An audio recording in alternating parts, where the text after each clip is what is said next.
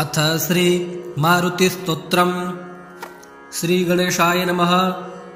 ओं नमो भगवते विचित्रवीरहनुमते प्रलयकालानलप्रभाप्रज्वलनाय प्रतापवज्रदेहाय अञ्जनीगर्भसम्भूताय प्रकटविक्रम वीरदैत्यदानव यक्षरक्षोगणग्रहबन्धनाय भूतग्रहबन्धनाय प्रेतग्रहबन्धनाय पिशाचग्रहबन्धनाय शाकिनी डाकिनी ग्रहबन्धनाय काकिनी कामिनी ग्रहबन्धनाय ब्रह्मग्रहबन्धनाय ब्रह्मराक्षसग्रहबन्धनाय चोरग्रहबन्धनाय मारिग्रहबन्धनाय एहि एहि आगच्छ आगच्छ आवेशय आवेशय मम हृदये प्रवेशय प्रवेशय स्फुर स्फुर प्रस्फुर प्रस्फुर सत्यं कथय व्याघ्रमुखबन्धन सर्पमुखबन्धन राजमुखबन्धन नारीमुखबन्धन सभामुखबन्धन शत्रुमुखबन्धन सर्वमुखबन्धन लङ्काप्रासादभञ्जन अमुकं मे वशमानय क्लीं क्लीं क्लीं ह्रीं श्रीं श्रीं राजानं वशमानय श्रीं ह्रीं क्लीं स्त्रिय आकर्षय आकर्षय शत्रुन्मर्दय मर्दय मारय मारय चूर्णय चूर्णय खे खे श्रीरामचन्द्राज्ञया मम कार्यसिद्धिं कुरु कुरु। ॐ ह्रां ह्रीं ह्रूं ह्रैं ह्रौं रः फट् स्वाहा। विचित्रवीर हनुमत् मम सर्वशत्रुन् भस्मी कुरु कुरु। हन् हं हुं फट् स्वाहा। 1100 जपित्वा सर्वशत्रुन् वशमानयति नान्यथा इति। जय जय श्री मारुतिस्तोत्रम्। ओं तत्सत् श्री हनुमते अर्पणमस्तु। अथ श्री मारुतिस्तोत्रम्। श्रीगणेशाय नमः।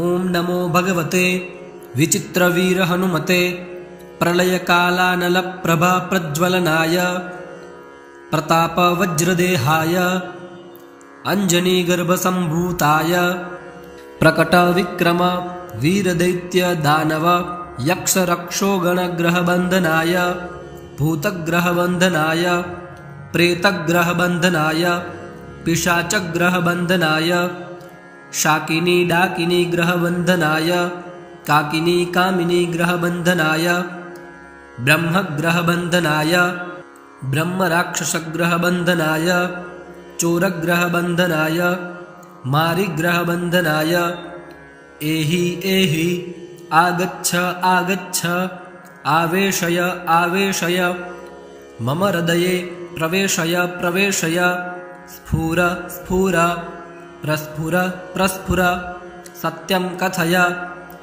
व्याघ्रमुखबन्धन सर्पमुखबन्धन राजमुखबन्धन नारीमुखबन्धन सभामुखबन्धन शत्रुमुखबन्धन सर्वमुखबन्धन लङ्काप्रासादभञ्जन अमुकं मे वशमानय क्लीं क्लीं क्लीं ह्रीं श्रीं श्रीं राजानं वशमानय श्रीं ह्रीं क्लीं स्त्रिय आकर्षय आकर्षय शत्रुन्मर्दय मर्दय मारय मारय चूर्णय चूर्णय खे खे श्रीरामचन्द्राज्ञया मम कार्यसिद्धिं कुरु कुरु।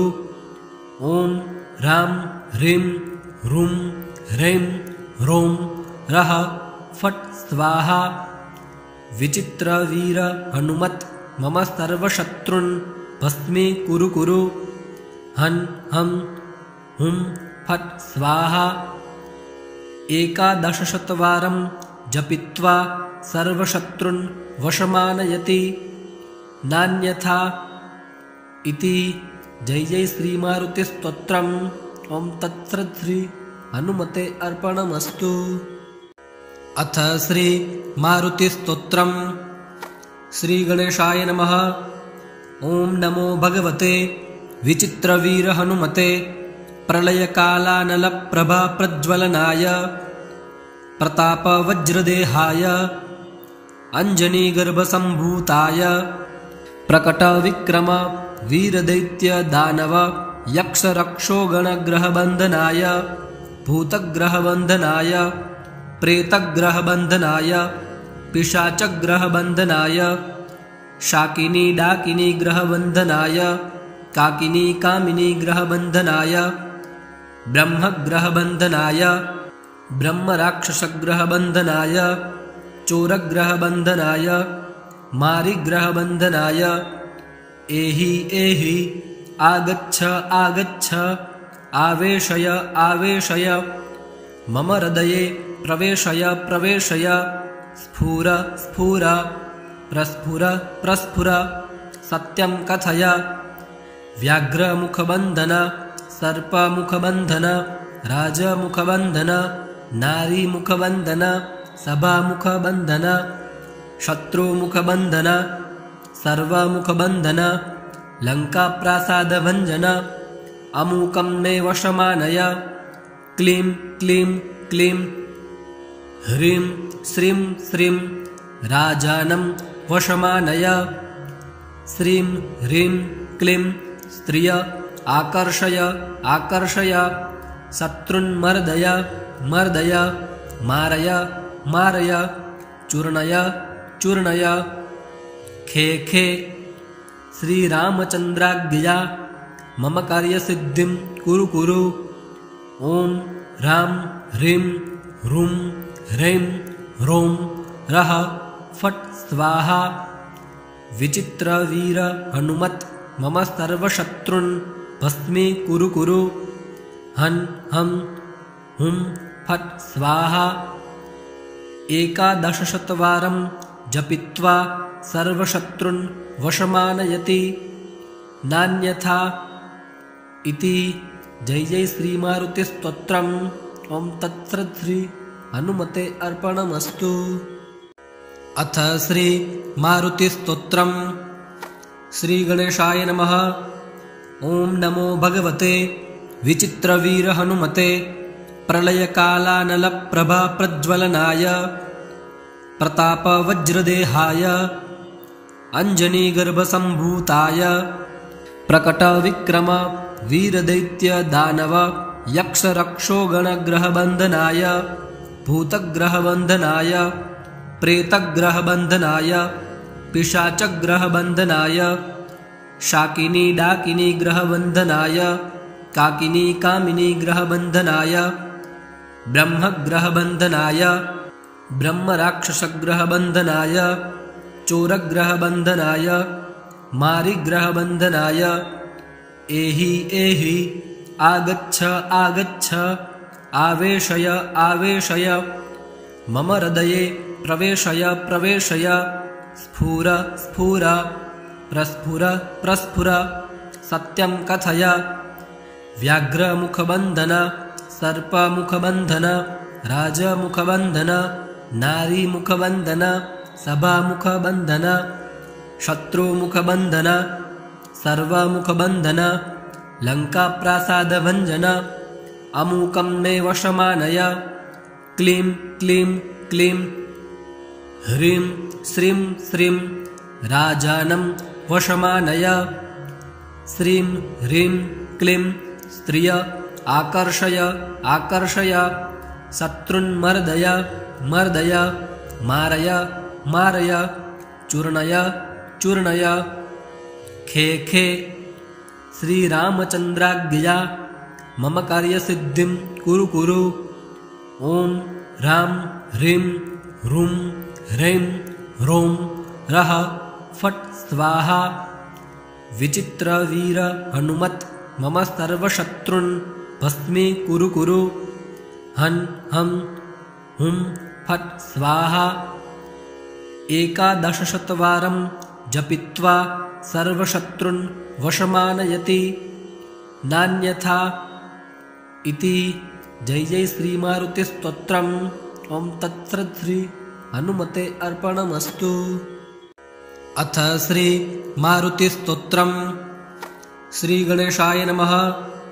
ॐ नमो भगवते विचित्रवीर हनुमते प्रलयकालानलप्रभाप्रज्वलनाय प्रतापवज्रदेहाय अञ्जनीगर्भसम्भूताय प्रकटविक्रम वीरदैत्यदानव यक्षरक्षोगणग्रहबन्धनाय भूतग्रहबन्धनाय प्रेतग्रहबन्धनाय पिशाचग्रहबन्धनाय शाकिनी डाकिनी ग्रहबन्धनाय काकिनी कामिनी ग्रहबन्धनाय ब्रह्मग्रहबन्धनाय ब्रह्मराक्षसग्रहबन्धनाय चोरग्रहबन्धनाय मारिग्रहबन्धनाय एहि एहि आगच्छ आगच्छ आवेशय आवेशय मम हृदये प्रवेशय प्रवेशय स्फुर स्फुर प्रस्फुर प्रस्फुर सत्यं कथय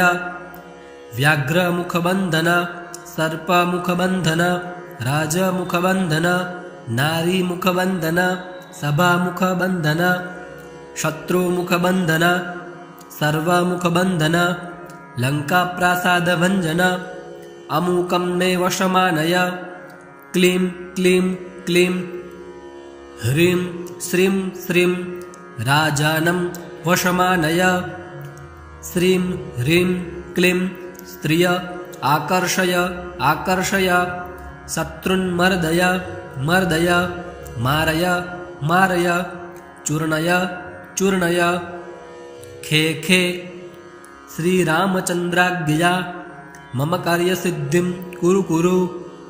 ॐ ह्रां ह्रीं ह्रूं ह्रैं ह्रौं रः फट् स्वाहा। विचित्रवीर हनुमत् मम सर्वशत्रुन् भस्मी कुरु कुरु। हन् हं हुं फट् स्वाहा। 1100 जपित्वा सर्वशत्रुन् वशमानयति नान्यथा इति जय जय श्रीमारुतिस्तोत्रम्। ॐ तत्सत् श्री हनुमते अर्पणमस्तु। अथ श्री मारुतिस्तोत्रम्। श्रीगणेशाय नमः। ॐ नमो भगवते विचित्रवीर हनुमते प्रलयकालानलप्रभाप्रज्वलनाय प्रतापवज्रदेहाय अञ्जनीगर्भसम्भूताय प्रकटविक्रम वीरदैत्यदानव यक्षरक्षोगणग्रहबन्धनाय भूतग्रहबन्धनाय प्रेतग्रहबन्धनाय पिशाचग्रहबन्धनाय शाकिनी डाकिनी ग्रहबन्धनाय काकिनी कामिनी ग्रहबन्धनाय ब्रह्मग्रहबन्धनाय ब्रह्मराक्षसग्रहबन्धनाय चोरग्रहबन्धनाय मारिग्रहबन्धनाय एहि एहि आगच्छ आगच्छ आवेशय आवेशय मम हृदये प्रवेशय प्रवेशय स्फुर स्फुर प्रस्फुर प्रस्फुर सत्यं कथय व्याघ्रमुखबन्धन सर्पमुखबन्धन राजमुखबन्धन नारीमुखबन्धन सभामुखबन्धन शत्रुमुखबन्धन सर्वमुखबन्धन लङ्काप्रासादभञ्जन अमूकं मे वशमानय क्लीं क्लीं क्लीं ह्रीं श्रीं श्रीं राजानं वशमानय श्रीं ह्रीं क्लीं स्त्रिय आकर्षय आकर्षय शत्रुन्मर्दय मर्दय मारय मारय चूर्णय चूर्णय खे खे श्रीरामचन्द्राज्ञया मम कार्यसिद्धिं कुरु कुरु।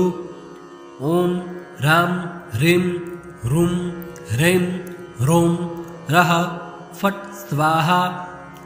विचित्रवीर हनुमत् मम सर्वशत्रुन् भस्मी कुरु कुरु। हन् हं हुं फट् स्वाहा। 1100 जपित्वा सर्वशत्रुन् वशमानयति नान्यथा इति। जय जय श्री मारुतिस्तोत्रम्। ओं तत्सत् श्री हनुमते अर्पणमस्तु। अथ श्री मारुतिस्तोत्रम्। श्री गणेशाय नमः।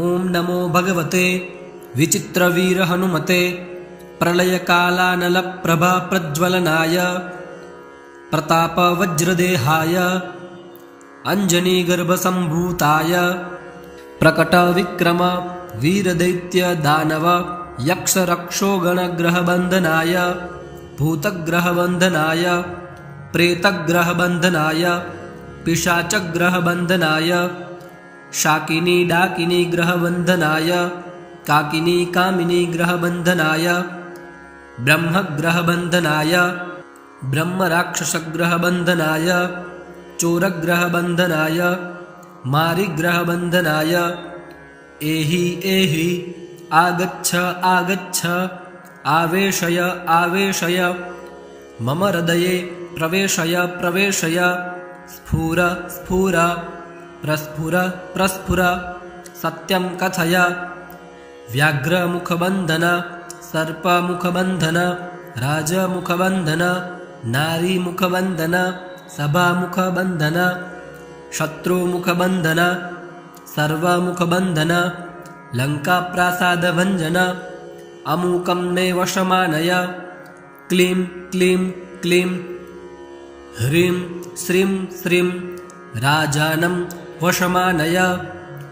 श्रीं ह्रीं क्लीं स्त्रिय आकर्षय आकर्षय शत्रुन्मर्दय मर्दय मारय मारय चूर्णय चूर्णय। खे खे श्रीरामचन्द्राज्ञया मम कार्यसिद्धिं कुरु कुरु। ॐ ह्रां ह्रीं ह्रूं ह्रैं ह्रौं रः फट् स्वाहा। विचित्रवीर हनुमत् मम सर्वशत्रुन् भस्मी कुरु कुरु। हन् हं हुं फट् स्वाहा। 11शतवारं जपित्वा सर्वशत्रुन् वशमानयति नान्यथा इति। जय जय श्री मारुतिस्तोत्रम्। ओं तत्सत् श्री हनुमते अर्पणमस्तु। अथ श्री मारुतिस्तोत्रम्। श्री गणेशाय नमः। ओं नमो भगवते विचित्रवीर हनुमते प्रलयकालानलप्रभा प्रज्वलनाय प्रतापवज्रदेहाय अञ्जनीगर्भसम्भूताय प्रकटविक्रम वीरदैत्यदानव यक्षरक्षोगणग्रहबन्धनाय भूतग्रहबन्धनाय प्रेतग्रहबन्धनाय पिशाचग्रहबन्धनाय शाकिनी डाकिनी ग्रहबन्धनाय काकिनी कामिनी ग्रहबन्धनाय ब्रह्मग्रहबन्धनाय ब्रह्मराक्षसग्रहबन्धनाय चोरग्रहबन्धनाय मारिग्रहबन्धनाय एहि एहि आगच्छ आगच्छ आवेशय आवेशय मम हृदये प्रवेशय प्रवेशय स्फुर स्फुर प्रस्फुर प्रस्फुर सत्यं कथय।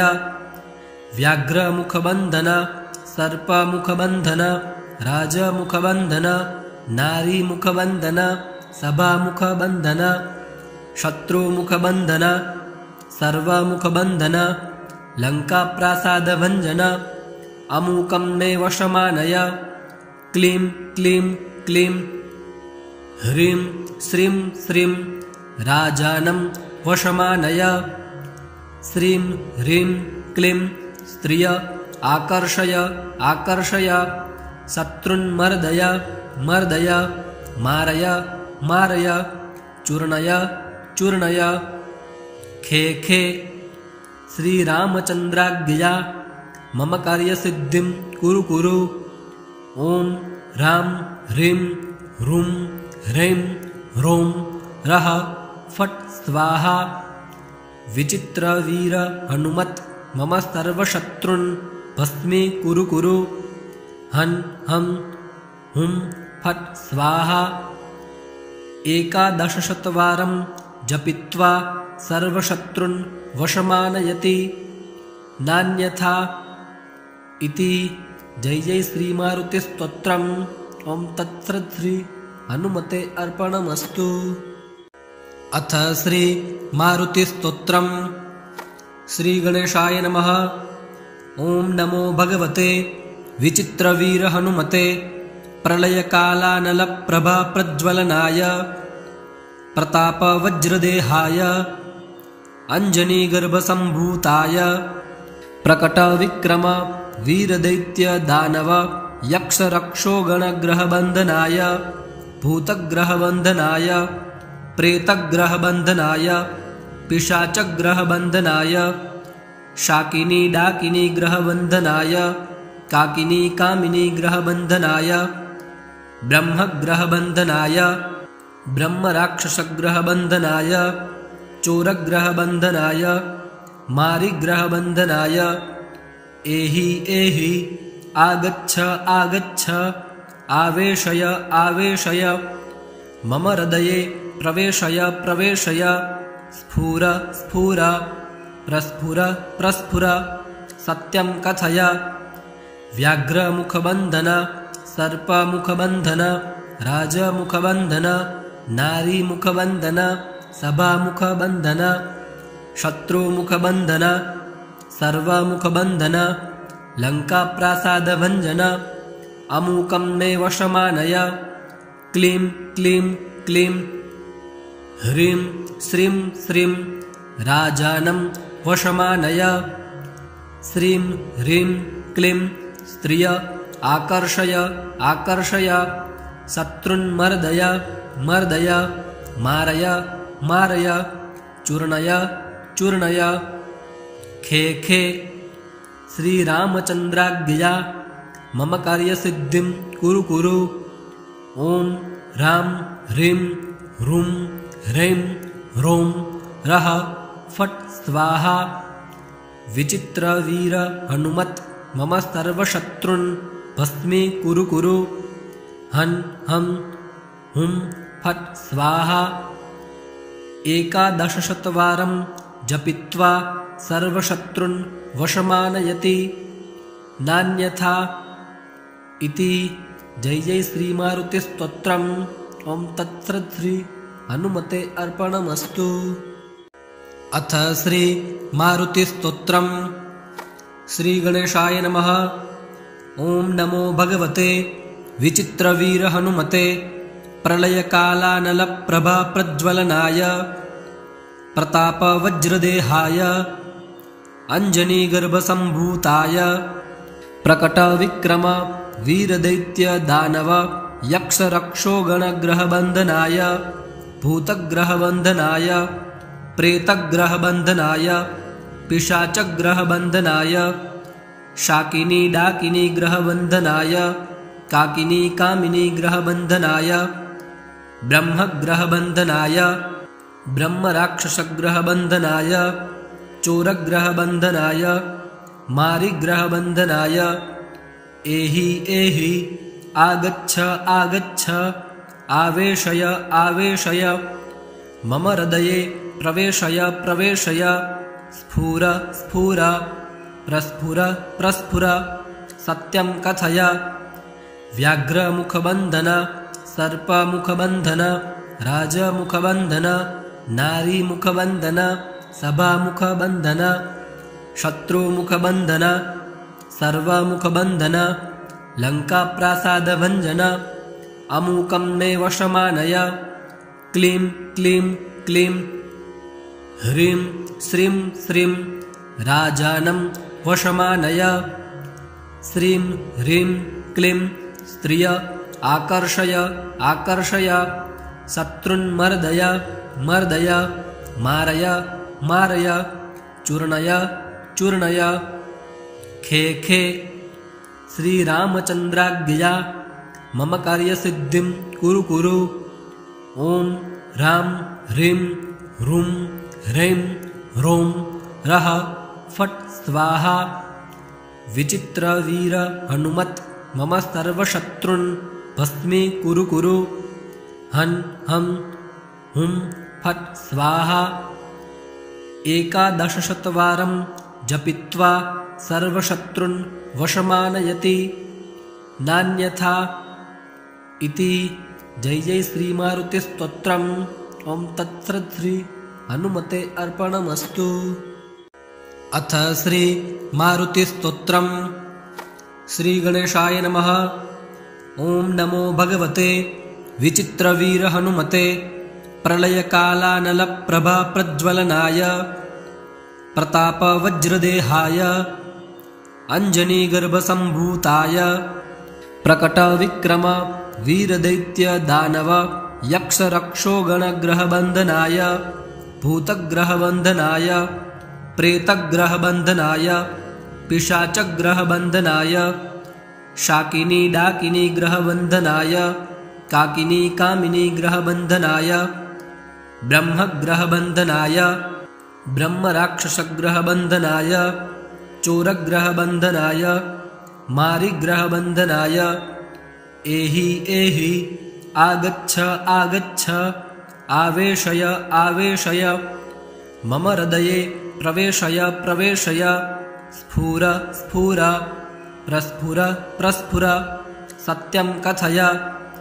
व्याघ्रमुखबन्धन सर्पमुखबन्धन राजमुखबन्धन नारीमुखबन्धन सभामुखबन्धन शत्रुमुखबन्धन सर्वमुखबन्धन लङ्काप्रासादभञ्जन अमूकं मे वशमानय क्लीं क्लीं क्लीं ह्रीं श्रीं श्रीं राजानं वशमानय श्रीं ह्रीं क्लीं स्त्रिय आकर्षय आकर्षय शत्रुन्मर्दय मर्दय मारय मारय चूर्णय चूर्णय खे खे श्रीरामचन्द्राज्ञया मम कार्यसिद्धिं कुरु कुरु। ॐ ह्रां ह्रीं ह्रूं ह्रैं ह्रौं रः फट् स्वाहा विचित्रवीर हनुमत् मम सर्वशत्रुन् भस्मी कुरु कुरु। हन् हं हुं फट् स्वाहा एकादशशतवारं जपित्वा सर्वशत्रुन् वशमानयति नान्यथा इति। जय जय श्री मारुति स्तोत्रम्। ओं तत्सत् श्री हनुमते अर्पणमस्तु।